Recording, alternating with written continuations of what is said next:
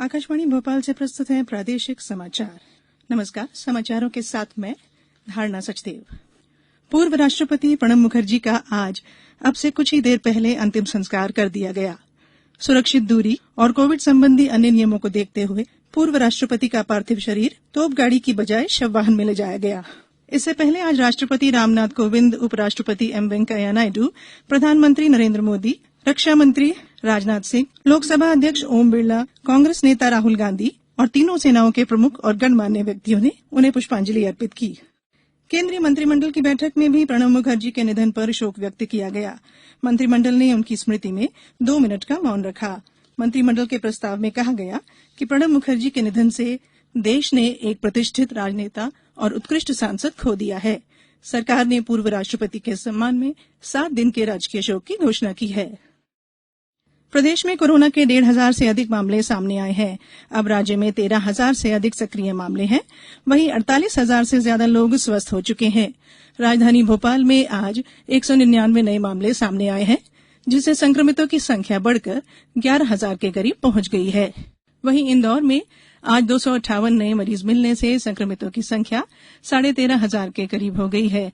हालांकि इनमें से 9,000 से ज्यादा लोग स्वस्थ हो चुके हैं। वहीं उज्जैन में 15, सागर में 20, होशंगाबाद में 14, धार में 28, अशोकनगर में 14, झाबुआ में 5, ग्वालियर में 195 नए मामले सामने आए हैं। राष्ट्रीय खाद्य सुरक्षा अधिनियम के तहत प्रदेश में दिव्यांग लोगों को भी इस योजना का लाभ दिया जा रहा है।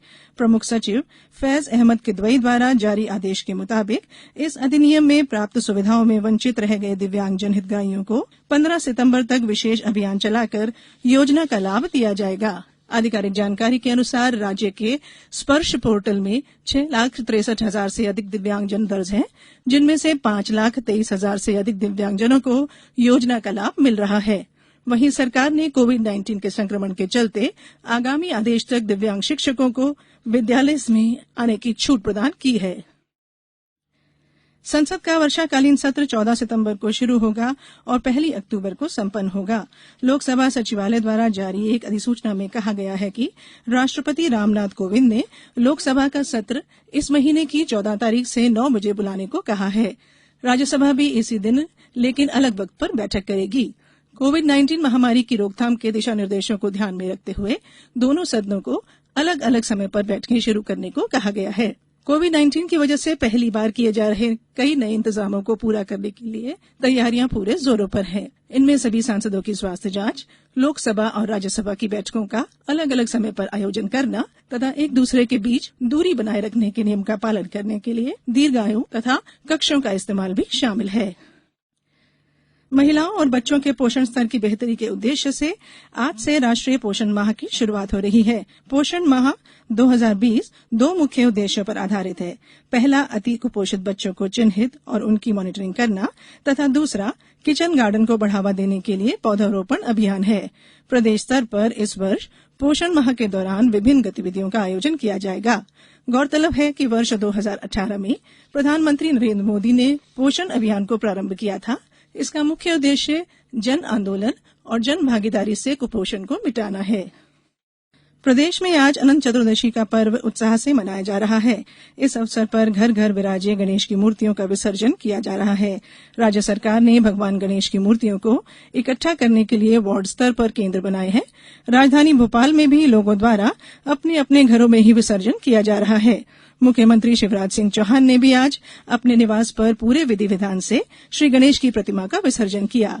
साथ ही उन्होंने लोगों से अपील की है कि वे गमलों में या घर के समीप ही मूर्तियों का विसर्जन करें। गौरतलब है कि कोरोना के चलते मूर्ति विसर्जन के जल समारोहों पर रोक है। प्रदेश में बारिश रुकने से नर्मदा सहित अन्य नदियों का जलस्तर लगातार कम हो रहा है। हालांकि अभी भी बाढ़ प्रभावित क्षेत्रों में पानी भरा हुआ है और लोगों को समस्याओं का सामना करना पड़ रहा है। होशंगाबाद में नर्मदा नदी में इस साल बाढ़ की जो स्थिति बनी, वैसी पिछले कई वर्षों में नहीं देखी गई थी। इसके बीच भी स्वास्थ्य विभाग ने बांद्रा भान सहित विभिन्न बाढ़ प्रभावित क्षेत्रों में लोगों तक दवाओं सहित आवश्यक सेवाएं पहुंचाई। अब कुछ समाचार संक्षेप में। होशंगाबाद जिले में आई बाढ़ से सोयाबीन, मक्का और गन्ना फसलों को नुकसान पहुंचा है और आगरमालवा जिले में कोविड-19 से बचाव और सुरक्षा नियमों के उल्लंघन को लेकर 2 दुकानों पर कार्रवाई की गई। इस बुलेटिन में इतना ही। घर में रहिए, सुरक्षित रहिए और सुनते रहिए आकाशवाणी। नमस्कार।